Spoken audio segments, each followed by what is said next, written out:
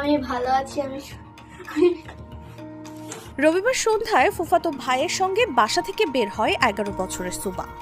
রাজধানীর মোহাম্মদপুর এলাকায় রাস্তা পার হওয়ার সময় ফুফাতো ভাই কিছুটা আগে চলে যায়। পেছনে ফিরে তাকালে দেখে সেখানে সুবা নেই। এই ঘটনায় মেয়ে সুবার সন্ধান চেয়ে সোমবার সন্ধ্যায় আদাবর থানায় জিডি করে তার বাবা ইমরান রাজীব। সুবার বাবা ইমরান রাজীবের সাধারণ ডায়েরি করার পরে শুরু হয় সিসিটিভি বিশ্লেষণ।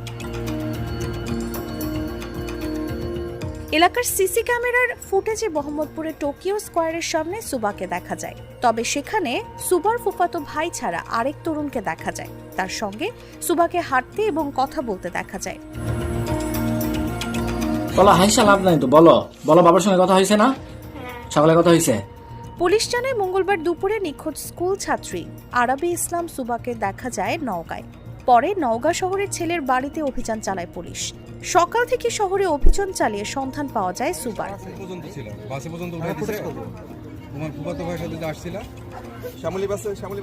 এর আগে সকাল থেকে শহরে অভিযান চালিয়ে সন্ধান পাওয়া যায় সুবার। তারা দুজনেই পুলিশের অভিযানের খবর পেয়ে পাশের বাড়িতে লুকিয়েছিল। সুবা পুলিশকে জানায় টিকটকের সূত্র ধরে তাদের পরিচয়। দুজন মিলে স্বেচ্ছায় ঢাকা থেকে নওগাঁ চলে যায়।